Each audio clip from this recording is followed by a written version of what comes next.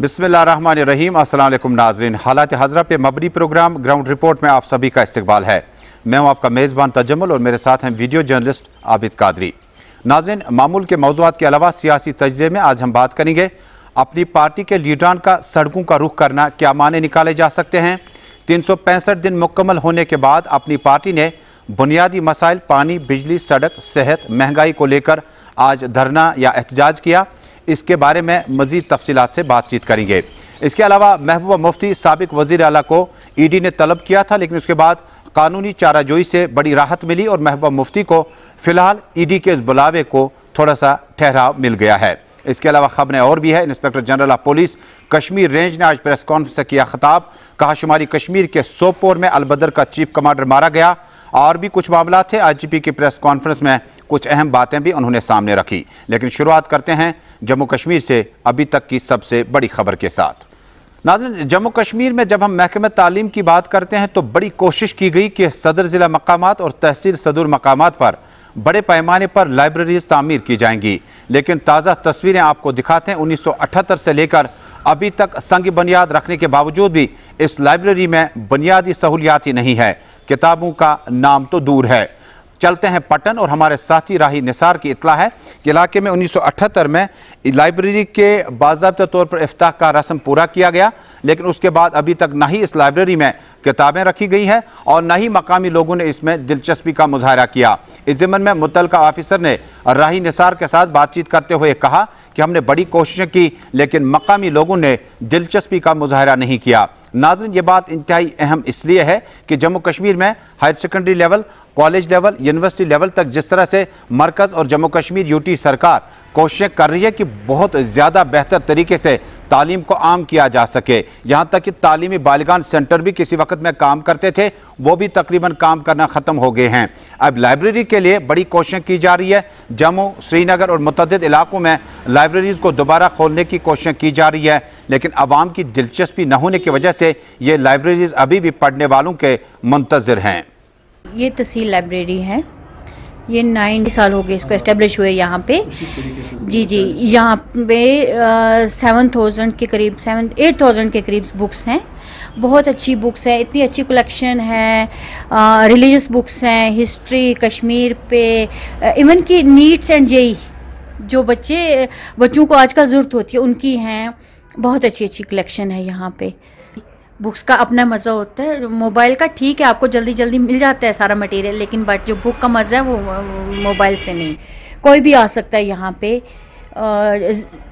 मैं कहती हूँ एज 0 to 100 ईयर तक कोई भी आ सकता है यहाँ। वहीं पे यहाँ पे अगर देखेंगे आम बच्चों की यहाँ पे शिकायत ये रहती है कि फॉर्म जो यहाँ पे मेंबरशिप फॉर्म है, तो शिकायत रहती है कि मेंबरशिप फॉर्म हम लेते हैं, इस पे एक कॉलम रखा गया है कि गेजेटेड ऑफिसर यहाँ पे अटेस्ट करना चाहिए, तो फिर हमें कोई गेजेटेड ऑफिसर मानता नहीं है अटेस्ट करने के लिए, तो इस पे क्या हम कर सकते हैं? वो भी मैंने ये किया कि मैंने बहुत बच्चों को फॉर्म दिया, फिर बच्चे आ जाते हैं मैम ये इसको कोई अटेस्ट करके नहीं देता है। तो मुझे भी इस पर बड़ी हैरत होती है कि क्या बात हुई, ये पटन के लोग कैसे हैं कि इसको अटेस्ट करके क्यों नहीं देते हैं। तो ये बच्चों को ये प्रॉब्लम आती है यहाँ पे। नाज़रीन, जम्मू कश्मीर में साल 2021 में भी अभी तक सिक्योरिटी फोर्सेस और मिलिटेंटों के बीच में सर्च ऑपरेशन और उसके बाद कॉर्डन एंड सर्च ऑपरेशन लगातार जारी है। कल रात शुमाली कस्बा सोपोर के इलाके में मिलिटेंटों की मौजूदगी की इत्तला मिलने के बाद security forces, Jammu Kashmir police और राष्ट्रीय राइफल्स ने इलाके का दौरा किया और बाद में दावा किया कि इलाके में अलबदर के चीफ कमांडर को इनकाउंटर के दौरान मारा जा चुका है। उसके बाद यह सर्च ऑपरेशन खत्म हुआ।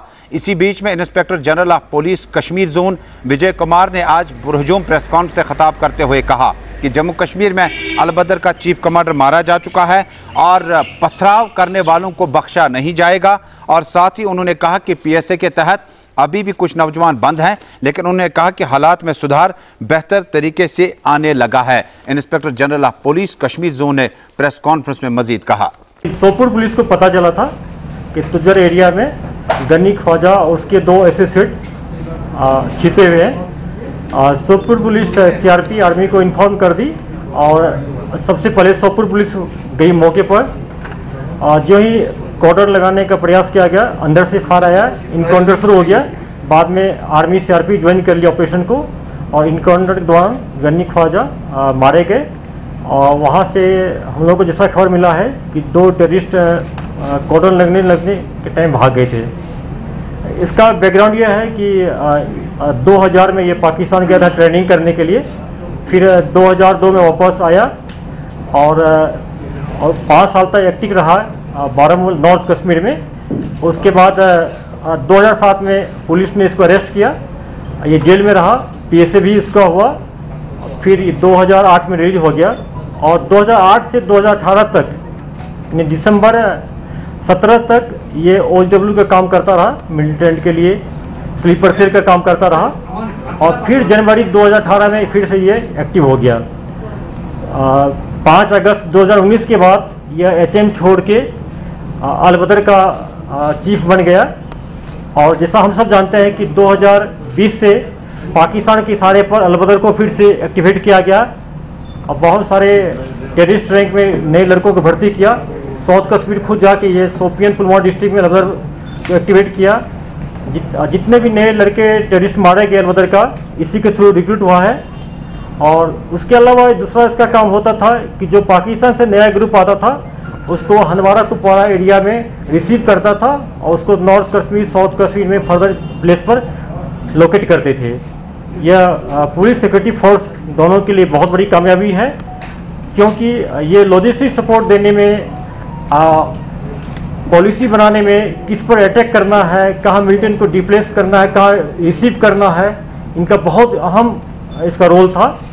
और मैं सोपुर पुलिस को और सिक्योरिटी फोर्स को मुबारकबाद देता हूँ कि बहुत अच्छा काम हुआ है। बिना किसी कोलिडेड डैमेज का इतना बड़ा कमांडर मारा गया है और एक AK-47 और 5 मैगजीन और काफ़ी सामान मिला है, जो अपने आप प्रूव करता है कि कितना बड़ा कमांडर है।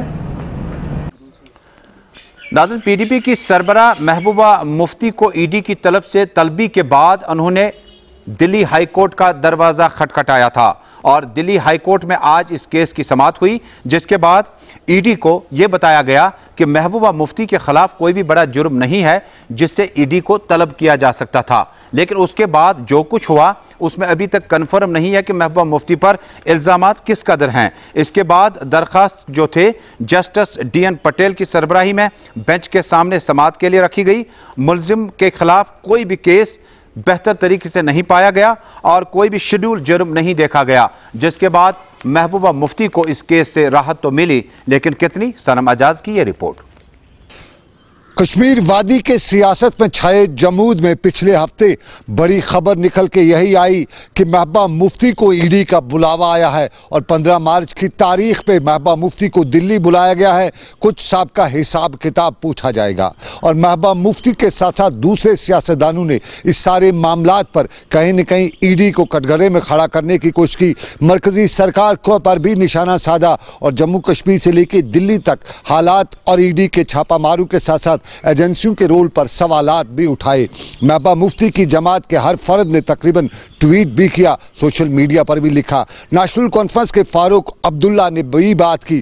फारूक अब्दुल्ला के फर्जंद उमर अब्दुल्ला ताहम इस सारे मामले में खामोशी दिखाई दिए, लेकिन उस साथ महबूबा मुफ्ती के कुछ कारकुनों ने यह भी बताया था कि वो ED जाए नहीं, बाइकआउट करें। लेकिन महबूबा मुफ्ती के कुछ रफ़का ने उन्हें सुप्रीम कोर्ट जाने का मशवरा दिया और बिलाखिर महबूबा मुफ्ती जो सुप्रीम कोर्ट गई, अपील दायर की और अपील में ED पर सवाल उठाते हुए बताया कि ये सियासी इंतकामगिरी है और मुअज़्ज़ज़ अदालत ने महबूबा मुफ्ती के वकील के दलाइल सुनने के बाद फ़िलहाल स्टे जारी कर दिया है। राहत महबूबा मुफ्ती को मिली है 1 साल के लगभग कैद में रहने के बाद।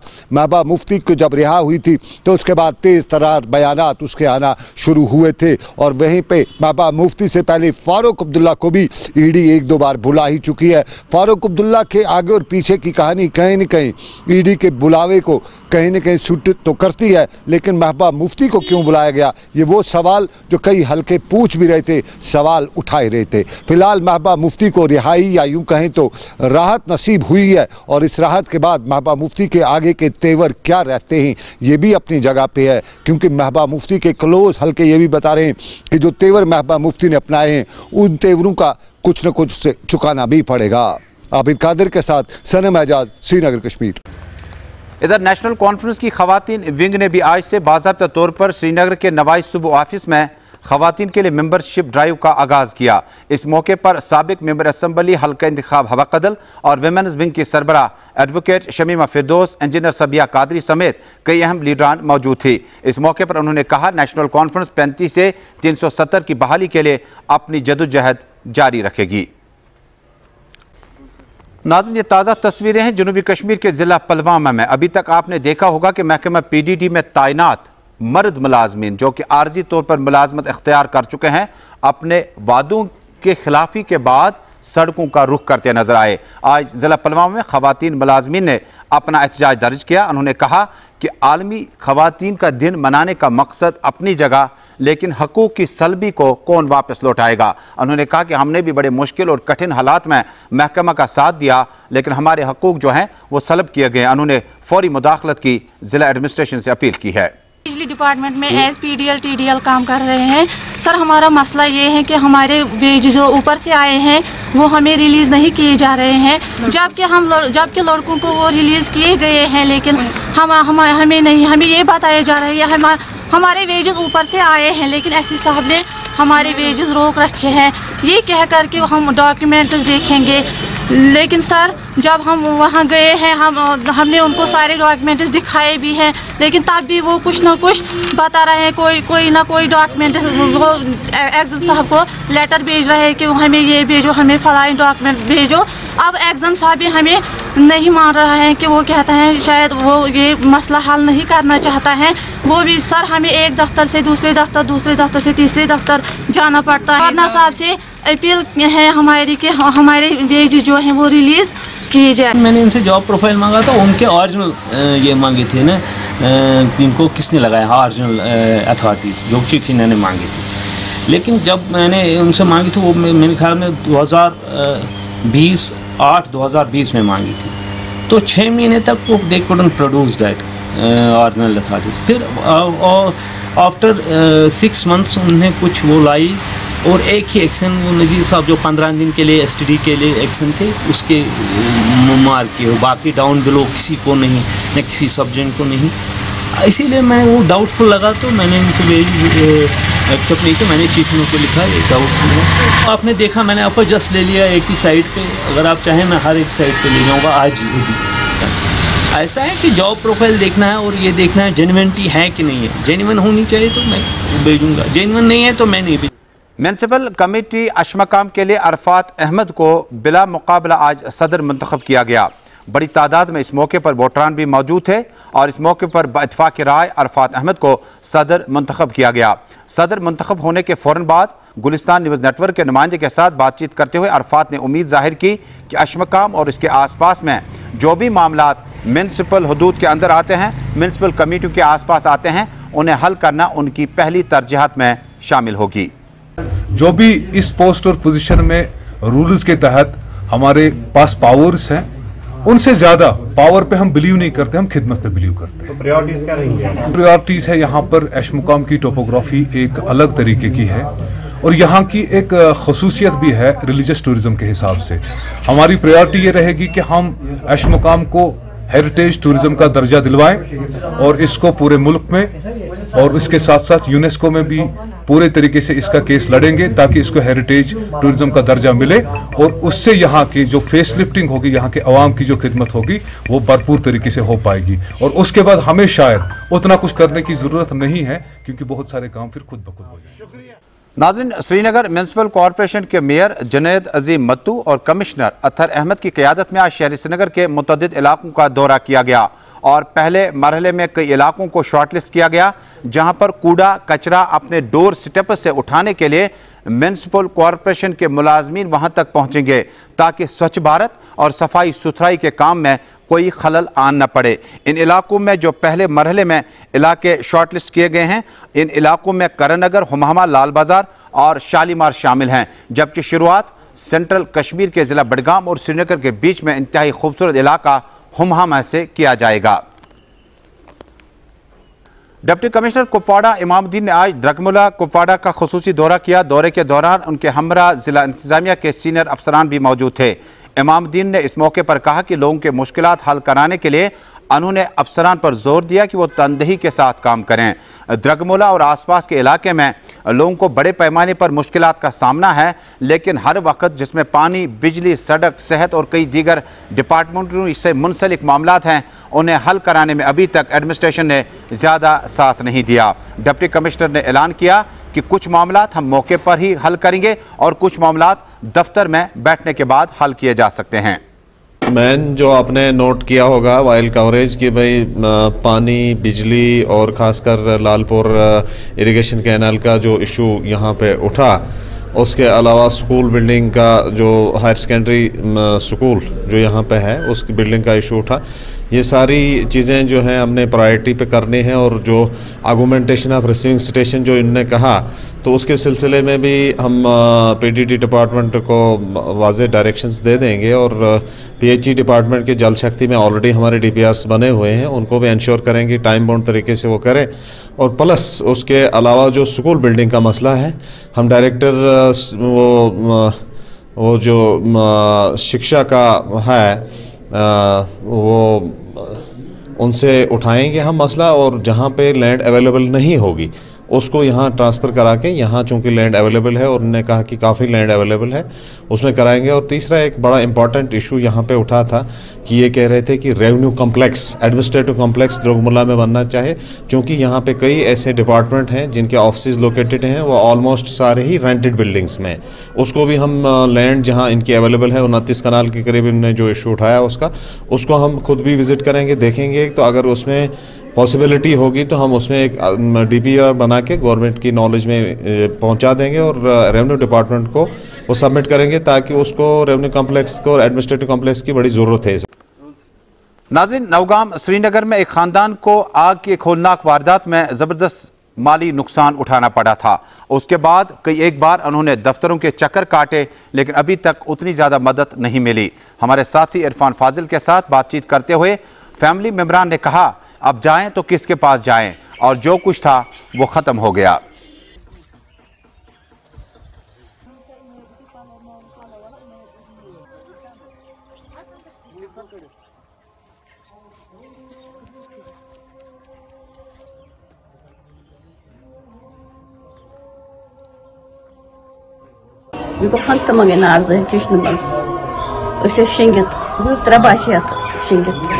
किचनस मज बिस कमरस मज शेंगित अत लज ना पाई ये नोश कर आलव वालव थोदुक नार लुक यूत गुप्यो यू जार कन बस और वन यह क्या गो अस लकुट लकुट आल गुजार रूम जाए हमसाय कम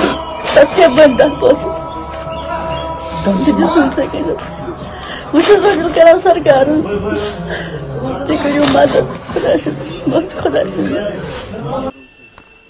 नाज़रीन, अपनी पार्टी के लीडरान जिनमें मोहम्मद अशरफ मीर साबिक वजीर और सूबाई सदर, डिस्ट्रिक्ट प्रेसिडेंट अपनी पार्टी श्रीनगर शेख नूर मोहम्मद और ज़िला श्रीनगर की यूथ विंग के सीनियर लीडरान भी मौजूद थे।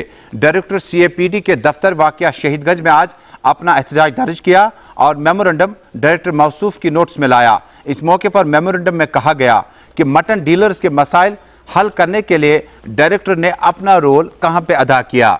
साथ ही साथ बढ़ती महंगाई और बाकी मामलात पर भी यूथ लीडरान और पार्टी के सीनियर लीडरान ने ज़बरदस्त एहतजाज किया।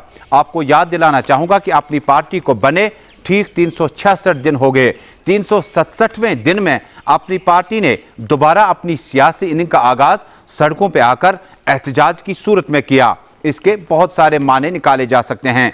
क्या जम्मू कश्मीर में यूटी एडमिनिस्ट्रेशन पे लगातार जिस तरह से पार्टी के सरपरस्त आला सैयद अल्ताफ बुखारी ने इल्ज़ाम आयद किया कि बाबूइज़्म को जम्मू कश्मीर में अब जमहूरियत का कहीं पर नामो निशान नजर नहीं आ रहा है, यह भी एक वजह हो सकती है। क्या आने वाले दिनों में अपनी पार्टी अपने एहतजाजी प्रोग्राम में शिद्दत लाएगी? आपको याद होगा जम्मू कश्मीर में जितनी भी नई पार्टियां लॉन्च हुई, उन्होंने पहले मुद्दों के साथ पानी, बिजली और बाकी घरेलू मसाइल, इंफरादी और इज्तिमाई मसाइल को सड़कों पर एहतजाज की सूरत में लाया और बाद में अवाम की बहुत ज्यादा दाद हासिल की। अपनी पार्टी के लीडरान ने कहा जरूरत पड़ने पर ऐसे एहतजाजी प्रोग्राम जारी रखे जाएंगे। उन्होंने कहा यूटी एडमिनिस्ट्रेशन ने मटन डीलर्स के मसाइल को सर्द खाने में डाल दिया।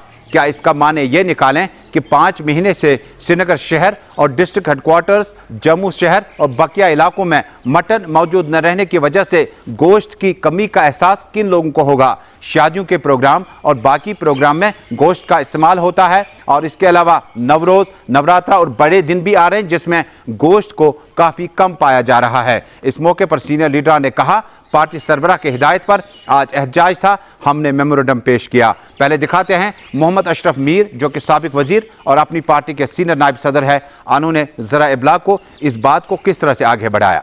मुझे समझ नहीं आ रही है ब्यूरोक्रेटिक अप्रोच के हिसाब से, ब्यूरोक्रेटिक एरोगेंसी की वजह से ये जो माहौल बना है तितर बितर हो रहा है। इसमें आप देख रहे हैं मटन की क्राइसिस, 4 महीने हो गए हैं, आज मटन अवेलेबल नहीं, अगर कहीं चोरी छुपे मिलता भी है और किस रेट, एब्जॉर्बिटेंट रेट से मिल रहा है। बीफ नहीं मिल रहा है, पोल्ट्री जो है, पोल्ट्री का जो रेट्स देखो कितने हाई हो गए हैं। और इस डेडलॉक में मुझे लग रहा है ब्यूरोक्रेसी का अप्रोच है, ब्यूरोक्रेसी की एरोगेंसी का ये जो रोल बन रहा है। बाकी हमारे LG साहब, ऑनरेबल LG साहब एक मंजे हुए सियासतदान हैं। मैं आपके माध्यम से उनको और होम मिनिस्टर को अपील कर रहा हूं कि इस क्राइसिस को ख़त्म करें ताकि जम्मू कश्मीर के लोगों को सफ़र न करना पड़े। आप देख रहे हैं महंगाई बहुत हो रही है और अवेलेबिलिटी ऑफ जो ये नेसेसरीज है लोगों को और आम लोगों को नहीं मिल रहा है। ये एहतजाज एक महकमे के आसपास ही हुआ, मेमोरेंडम पेश किया गया और बाकायदा तौर पर डिसिप्लिन के साथ पुलिस की मौजूदगी में एहतजाज पुरअमन तौर पर मुकम्मल हुआ। इसके बाद हमारे नुमाइंदे ने डायरेक्टर साहब से पूछना चाहा, एहतजाज की नौबत क्यों पड़ी? अपनी पार्टी के सामने तो बड़े बड़े मसाइल हैं, मटन, पानी, बिजली के मसाइल को लेकर इतना बड़ा एहतजाजी प्रोग्राम देने के बाद क्या आपको लगा कि वाकई जम्मू कश्मीर में और श्रीनगर शहर में मटन की कमी की वजह से लोग इज़्तिराबी कैफियत में हैं? आपने मसाइल हल क्यों नहीं किए? उन्होंने इंदिया दिया, यह मामला सूबाई कमिश्नर कश्मीर की नोटिस में लाया जा चुका है। हालात हाजरा पे मबनी प्रोग्राम ग्राउंड रिपोर्ट में आज का शुमारा अपने मेज़बान और सीनियर न्यूज़ एडिटर तजम्मुल इस्लाम को दीजिए इजाज़त। अल्लाह हाफिज़।